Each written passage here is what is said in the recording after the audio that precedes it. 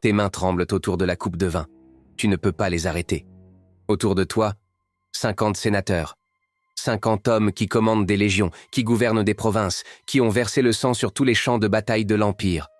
Tous pétrifiés. Elle vient de disparaître derrière cette porte, ta femme, emmenée par l'homme le plus puissant du monde. Et tu es là, assis, immobile, comme un chien battu qui attend que son maître revienne. 20 minutes. 20 minutes qui s'étirent, comme 20 années de torture. Certains prient en silence pour qu'elle revienne. Toi, tu pries pour qu'elle ne dise rien. Rien qui puisse vous tuer tous les deux. Rien qui puisse faire de vos enfants des orphelins. La porte s'ouvre. Il la ramène. Mais il ne la rend pas simplement. Non. Il s'assoit, verse du vin. Et devant tous ceux que tu connais, devant tes amis, tes rivaux, tes alliés, il commence à raconter. Chaque détail, chaque geste, chaque son. Tes collègues fixent leurs assiettes comme si elles contenaient la réponse à une prière. Ta femme regarde le vide. Ce vide qui a désormais pris possession de ses yeux. Et toi, tu souris. Tu hoches la tête. Tu le remercies. Parce que l'alternative, c'est regarder tes enfants mourir. Ce n'était pas de la folie. C'était une machine. Un système conçu avec la précision d'un architecte romain pour détruire l'âme humaine. Pièce par pièce, couche par couche, jusqu'à ce qu'il ne reste plus rien. Et l'homme qui a construit cette machine, il a tout appris en regardant sa famille entière se faire massacrer par l'empereur précédent. Son nom était Caligula. Ce qu'il a fait à Rome est si dérangeant, si systématiquement maléfique, que 2000 ans plus tard, nous essayons encore de comprendre comment un seul être humain a pu orchestrer ce niveau de guerre psychologique. Maintenant, retournons à l'homme qui a transformé la cruauté en art. Et la partie la plus terrifiante n'est pas ce qu'il a fait, c'est que le système qu'il a construit lui a survécu. Il n'est pas né mauvais. Il a été fabriqué. Et le processus a commencé quand il avait 7 ans. L'an 14 après Jésus-Christ. Un petit garçon court à travers un camp militaire romain. 6 ans, peut-être 7. Il porte un uniforme de légionnaire miniature, une armure minuscule, de petites bottes rouges. Les soldats rient. Ces hommes qui ont conquis la moitié du monde connu le soulèvent, le lancent en l'air, le rattrapent. Ils l'appellent Caligula. Petite botte. Il est le fils de Germanicus, le plus grand général romain depuis Jules César lui-même. Les soldats adorent son père. Et ils adorent cet enfant. Il est leur mascotte, leur porte-bonheur. Partout où Germanicus va, petit Caligula suit. Et les hommes croient sincèrement que cet enfant leur apporte la victoire. Ce garçon grandit en pensant qu'il est invincible. Aimé, protégé par l'armée la plus puissante de la Terre. Il n'a aucune idée de ce qui arrive. 1 an plus tard, son père meurt. L'histoire officielle. Maladie soudaine. L'histoire murmurée, poison. Ordonné par quelqu'un proche de l'empereur. Peut-être l'empereur lui-même. Caligula a 8 ans quand la machine commence à détruire sa famille. Sa mère, arrachée de leur maison. Accusée de trahison. Son frère aîné, arrêté. Emprisonné. Affamé jusqu'à ce qu'il essaie de manger le rembourrage de son matelas. Son second frère, exilé sur une île où les gardes l'ont torturé jusqu'à ce qu'il fracasse sa propre tête contre les murs pour y mettre fin. Un par un, ils sont effacés. Et le jeune Caligula regarde tout cela se produire. À 19 ans, il est le dernier survivant, le seul restant de toute sa lignée. Puis arrive la convocation. L'empereur Tibère veut le voir. Capri, une île magnifique au large de l'Italie. Tibère en a fait sa forteresse personnelle. Loin de Rome, loin du Sénat, loin de quiconque pourrait objecter à ce qu'il y fait. Les historiens anciens, Suétone, Tacite, des gens qui écrivaient dans la mémoire vivante de ces événements, décrivent Capri comme une maison des horreurs. Tibère est devenu paranoïaque, dépravé. Il s'entoure d'astrologues et de flagorneurs. Il invente de nouvelles cruautés parce qu'il s'ennuie. Et dans cet environnement entre l'adolescent Caligula. Il sait que Tibère a assassiné sa famille. Tout le monde le sait. Mais il ne peut pas le montrer. Pas même le suggérer. Un mauvais regard. Un moment de chagrin. Un éclair de colère. Et il est mort. Alors il ne survit pas simplement. Il excelle. Suétone écrit quelque chose de glaçant. Il n'y eut jamais meilleur serviteur, ni pire maître. Caligula apprend à enterrer tout ce qui est humain en lui. Il observe. Il étudie. Il devient exactement ce que Tibère veut. Obéissant. Divertissant. Inoffensif. Pendant 6 ans, il joue ce rôle parfaitement. Et puis, en l'an 37, Tibère meurt. Certains disent cause naturelle. D'autres disent que Caligula l'a étouffé avec un oreiller. Quoi qu'il en soit, L'otage de 19 ans est maintenant la personne la plus puissante de la Terre. Rome célèbre. Ils pensent obtenir le fils du bien-aimé Germanicus. Ils n'ont aucune idée. Ils viennent de couronner un homme qui a passé 6 ans à apprendre comment briser des êtres humains auprès du plus grand monstre de l'histoire romaine. Pendant 7 mois, tout semble parfait. Puis, il tombe malade. Et la personne qui se réveille n'est pas la même personne qui s'est endormie. Que s'est-il passé pendant ces jours de fièvre? Nous ne le saurons jamais. Mais quand Caligula s'est rétabli, quelque chose en lui s'était brisé. Et Rome allait apprendre ce qu'il avait caché. Ce que je vais décrire n'est pas de la violence aléatoire. Ce ne sont pas les actes d'un fou. Caligula a construit un système. 5 actes distincts de guerre psychologique. Chacun conçu pour détruire une partie différente de l'esprit humain. Et la partie vraiment terrifiante, c'est à quel point c'était méthodique. Caligula avait 3 sœurs, mais une, Drusilla, était différente. Les sources anciennes disent que leur relation franchissait des lignes que même Rome trouvait dérangeantes. Que les rumeurs d'inceste soient vraies, ou de la propagande, ce qui compte, c'est que tout le monde les croyait. Et Caligula n'a pas seulement permis les rumeurs, il les a encouragées. Puis Drusilla est morte. Ce qui s'est passé ensuite révèle le cœur du système de Caligula. Prendre sa douleur personnelle et forcer un empire entier à la vivre. Il ne pleure pas simplement. Il transforme le deuil en arme. D'abord, il fait déclarer Drusilla déesse par le Sénat. Pas métaphoriquement, officiellement. Il y a maintenant des temples à sa sœur morte où les Romains sont obligés de l'adorer. Ensuite, il déclare une période de deuil. Et voici où cela devient monstrueux. C'est désormais un crime capital de rire. C'est désormais un crime capital de se baigner. C'est désormais un crime capital de dîner avec votre famille. Pendant des semaines, peut-être des mois, si vous êtes pris en train de sourire, vous pouvez être exécuté. Imaginez vivre comme ça. Votre enfant fait une blague au petit déjeuner. Riez-vous? Le disciplinez-vous pour être un enfant? Chaque moment de joie devient une potentielle sentence de mort. Il fait ressentir à Rome sa douleur, qu'il le veuille ou non. Il apprend qu'il peut légiférer l'émotion, criminaliser le bonheur, faire de son monde intérieur la réalité de tous. Et une fois qu'il réalise qu'il peut contrôler ce que les gens ressentent, il commence à expérimenter ce qu'il peut encore leur prendre. Cette partie est si dérangeante que les historiens débattent encore si cela s'est réellement produit ou si c'était de la propagande ultérieure. Mais voici ce que prétendent les sources anciennes. Caligula établit un bordel à l'intérieur du palais impérial, pas pour lui, pour le public, comme un commerce. Et il n'est pas composé de prostituées ordinaires. Il est composé des fils et filles des familles nobles de Rome, l'aristocratie, les sénateurs, les gens qui gouvernent des provinces et commandent des légions. Il envoie des héros dans les rues pour annoncer les prix. Tarifs différents pour les femmes mariées versus non mariées. Tarifs spéciaux pour les vierges de familles sénatoriales. Et voici le détail qui rend cela si spécifiquement cruel. Il tenait prétendument des registres, des documents détaillés, noms, dates, transactions. La comptabilité bureaucratique de la dégradation humaine. Pensez à ce que cela fait psychologiquement. Si vous êtes un noble romain, toute votre identité est construite sur l'honneur familial. Votre lignée remonte à des siècles. Votre nom signifie quelque chose. Et maintenant votre fille est annoncée dans les rues comme du bétail. Et il y a un registre avec son nom dedans. Et vous ne pouvez absolument rien faire parce que l'alternative est l'exécution. Il ne prend pas seulement leur corps. Il prend la seule chose que l'aristocratie romaine valorisait plus que la vie elle-même, leur réputation, leur héritage, leur nom. Mais il n'a pas encore fini. Parce qu'il réalise quelque chose. L'humiliation publique est puissante, mais il y a quelque chose d'encore plus dévastateur. L'humiliation privée avec des témoins publics. Parce que maintenant, vous comprenez le contexte. Vous êtes à un banquet impérial, assis avec votre femme. Autour de vous, 50, peut-être 100 autres sénateurs avec leurs épouses. Tout le monde boit du vin qui a le goût de la peur. Caligula se lève. Tout le monde se tait. Il marche lentement entre les tables, regardant les femmes. Ses yeux sont cliniques, évaluatifs. Il choisit. Il s'arrête à votre table. Il regarde votre femme. Il l'inspecte comme on inspecterait un cheval qu'on pense acheter, vérifiant ses dents, ses cheveux, la forme de son corps. Il ne demande pas la permission. Il ne reconnaît même pas que vous existez. Il prend juste sa main et l'emmène. Vous restez assis. L'homme à côté de vous fixe son vin. Tout le monde fait semblant que cela n'arrive pas.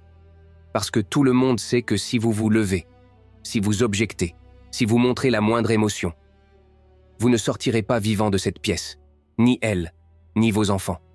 Alors vous restez assis, vous buvez, vous attendez. 20 minutes, 30. La conversation autour de vous est forcée, fragile.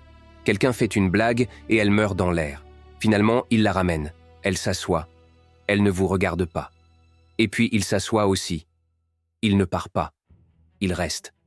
Et devant tout le monde, vos amis, vos collègues, vos rivaux, il commence à décrire ce qui vient de se passer. En détail. Détails cliniques, graphiques. Il évalue sa performance. La compare aux épouses d'autres sénateurs. Fait des blagues. Et vous devez sourire. Vous devez rire à ces blagues. Vous devez hocher la tête comme si tout cela était parfaitement normal, parfaitement bien. Il ne viole pas seulement votre femme. Il vous détruit.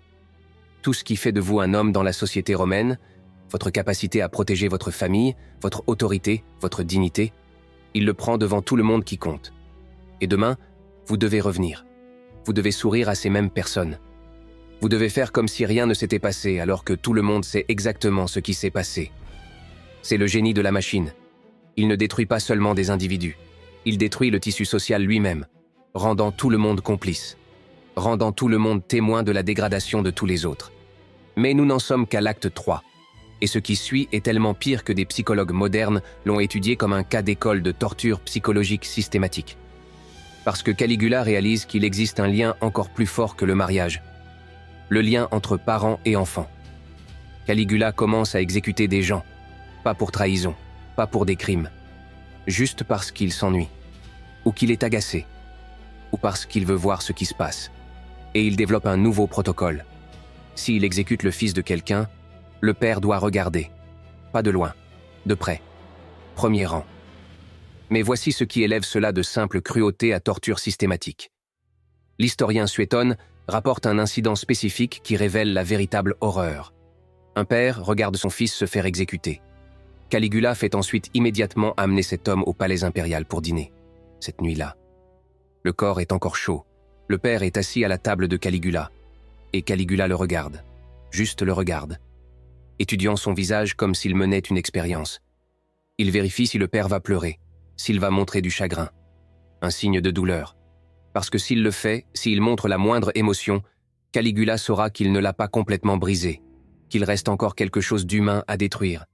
Alors le père reste assis là, mangeant de la nourriture qu'il ne peut pas goûter, tenant une conversation qu'il ne peut pas entendre, pendant que le corps de son fils refroidit dans une ruelle quelque part.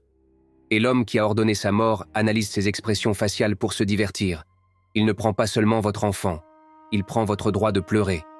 Il transforme le lien humain le plus profond, parents et enfants, en source de terreur au lieu de réconfort.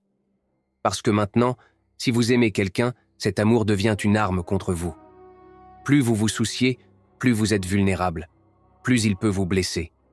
Il rend l'amour lui-même dangereux, et voici ce que personne n'attendait. La machine avait un défaut fatal. Pendant que Caligula détruisait les sénateurs et les nobles, des gens entraînés à accepter l'humiliation, qui comprenaient la politique, qui pouvaient rationaliser leur souffrance comme le prix de la survie, il a fait une erreur cruciale. Il a dirigé sa cruauté désinvolte quotidienne vers le mauvais type de personne. Un soldat. Son nom était Cassius Chaerea, officier supérieur de la garde prétorienne, les gardes personnels de l'empereur, l'élite. Les hommes qui se tiennent à quelques centimètres de Caligula chaque jour, armés, entraînés, mortels. Chaerea avait une caractéristique physique que Caligula trouvait infiniment amusante. Une voix aiguë. Et Caligula, fidèle à sa nature, ne pouvait pas laisser tomber. Chaque jour, de nouvelles blagues, de nouvelles moqueries. Et voici le détail spécifique qui montre à quel point sa cruauté était devenue désinvolte. Quand c'était le tour de Chaerea de demander le mot de passe quotidien, un protocole militaire, quelque chose fait devant tous les autres gardes, Caligula lui assignait des mots de passe comme Vénus ou Priape, des mots délibérément féminins ou sexuels qui faisaient ricaner les autres soldats, jour après jour, semaine après semaine. Pour Caligula, c'était de l'humour jetable, à peine digne d'être retenu. Pour Chaerea, chaque blague était une goutte de poison. Voyez-vous, Caligula avait fait une erreur de calcul. Les sénateurs pouvaient être humiliés parce qu'ils voulaient vivre. Ils avaient des enfants, des domaines, des héritages qui valaient la peine d'être protégés. Il pouvait rationaliser la survie. Mais Chaerea était un soldat, un homme entraîné à la violence, un homme qui se tenait à côté de l'empereur chaque jour avec une épée sur la hanche. Et Caligula venait de lui apprendre que la vie sous cet empereur ne valait pas la peine d'être vécue. Parce que Caligula était devenu tellement confiant dans son système, tellement certain que la peur gagnerait toujours, qu'il avait oublié la règle la plus basique des prédateurs. Ne coincez jamais quelque chose qui peut vous tuer. Ce qui s'est passé ensuite a pris moins de 60 secondes. Mais cela allait changer le cours de l'histoire romaine. 24 janvier, en 41. Caligula assiste au théâtre. Il est de bonne humeur. Il organise des jeux, des spectacles. Dans quelques heures, il y aura une pièce. Vers midi, il décide de partir par un couloir souterrain étroit. Un passage qui relie le théâtre au palais. C'est faiblement éclairé. Claustrophobe. Des murs de pierre brute des deux côtés. Les conspirateurs attendent. Chaerea s'avance alors que Caligula approche. C'est normal. Les gardes vérifient toujours avec l'empereur. Ils demandent le mot de passe du jour. Et Caligula, complètement inconscient, totalement sûr de son invincibilité, donne une dernière réponse railleuse et moqueuse. C'est la dernière chose qu'il dit jamais. Chaerea hurle « Prends ça !» et enfonce son épée sous les côtes de Caligula. Caligula trébuche, essaie de courir. Mais il n'y a nulle part où aller. Le couloir est trop étroit. Il y a des conspirateurs aux deux extrémités. Ils le submergent. 30 coups de poignard selon les sources. 30 fois la lame entre. Il ne s'arrête pas jusqu'à ce qu'il ne reste plus rien qui puisse possiblement être vivant. 4 ans de rage accumulée, d'humiliation et de terreur. Libéré en 60 secondes de violence frénétique. Le monstre est mort. Et c'est là que ça empire. Les conspirateurs ne s'arrêtent pas avec Caligula. Ils trouvent sa femme, Caesonia. Elle sait ce qui s'est passé. Elle peut entendre les cris. Elle supplie, implore, essaie de raisonner avec des hommes armés qui viennent de tuer un empereur. Ils la poignardent à mort. Puis, ils trouvent la nurserie. La fille de Caligula, Julia Drusilla, a 2 ans, peut-être 3. Les sources ne sont pas d'accord. Un soldat la soulève. Et pendant qu'elle pleure pour sa mère, il balance sa tête la première contre un mur de marbre. Ils doivent s'assurer qu'il n'y a pas d'héritier. Personne qui pourrait grandir et chercher vengeance. Alors ils tuent un tout petit. C'est ce qui arrive quand la machine se brise. Elle ne s'arrête pas simplement. Elle dévore tout ce qui y est connecté. Pendant quelques heures, peut-être un après-midi entier, il semble que Rome pourrait réellement changer. Le Sénat se rassemble. Ils commencent à débattre. Certains veulent restaurer la République. Se débarrasser complètement des empereurs. Revenir aux anciennes méthodes. Pour la première fois en génération, il y a une vraie discussion sur ce que Rome devrait être. Et puis la garde prétorienne prend une décision. Pendant que le Sénat parle, la garde pille le palais. Ils fouillent les pièces, prennent des bijoux, des pièces, tout ce qui a de la valeur. L'un d'eux entend quelque chose derrière un rideau. Il le tire et trouve un homme qui se cache là, tremblant, d'âge moyen, avec un bégaiement et une claudication. Claude, l'oncle de Caligula, l'embarras de la famille. Tout le monde pensait qu'il était inoffensif, probablement endommagé mentalement par une maladie infantile. Le garde le regarde, et il ne voit pas un imbécile inoffensif. Il voit un nouvel empereur. Les prétoriens portent Claude sur leurs épaules jusqu'à leur camp. Ils le proclament empereur. Et pendant que le Sénat débat encore de l'avenir de la République, l'armée a déjà décidé. Le système a survécu. Voici ce qui me hante dans cette histoire. Caligula a régné pendant moins de 4 ans. 4 ans. Dans l'ampleur de l'histoire romaine, ce n'est rien. Un éclair, une note en bas de page. Et pourtant, 2000 ans plus tard, nous en parlons encore. Pourquoi ? Parce que Caligula a prouvé quelque chose de terrifiant sur le pouvoir. Il a montré que toute la machinerie d'un État, ses lois, son armée, son économie, sa bureaucratie, peut être transformée en instrument de guerre psychologique personnel. Il n'a pas travaillé en dehors du système. Il a fait du système son arme. Les registres du bordel impérial, c'est la bureaucratie qui fait son travail. Le deuil forcé pour Drusilla, c'est l'application de la loi qui fait son travail. Les banquets où il violait les épouses des sénateurs, c'est l'hospitalité impériale qui fait son travail. Chaque atrocité qu'il a commise était techniquement légale, parce qu'il était la loi. Et quand il était mort, le système n'est pas mort avec lui. Il a juste trouvé un nouvel opérateur. C'est la véritable horreur. Pas qu'un homme était un monstre. mais que la machine qu'il a construite a continué à fonctionner sans lui. Regardez ce qui est venu après. Néron brûlant Rome et accusant les chrétiens. Domitien exécutant des gens pour l'avoir mal regardé. Commode forçant les sénateurs à le regarder combattre comme gladiateur dans l'arène. Élagabal faisant des choses si dérangeantes que les historiens eux-mêmes ont hésité à les consigner. Le plan est resté. La machine a continué à évoluer. Parce que Caligula a révélé une vérité sur le pouvoir que Rome ne pourrait jamais désapprendre.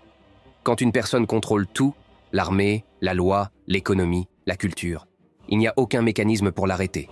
Pas de frein, pas de contrepoids, rien d'autre qu'attendre qu'il meure ou soit tué. Et même alors, le système trouve juste quelqu'un de nouveau. Suétone a écrit que Caligula était le meilleur des serviteurs et le pire des maîtres. Il a appris la tyrannie en prétendant être le sujet parfait. Il a étudié sous Tibère. Regardez comment fonctionne un monstre. Appris chaque technique, chaque outil psychologique. Et puis il l'a perfectionné. C'est l'avertissement, la vraie leçon. Les plus grandes menaces ne s'annoncent pas. Elles apprennent, elles s'adaptent. Elles portent le masque de la loyauté jusqu'à ce qu'elles n'en aient plus besoin.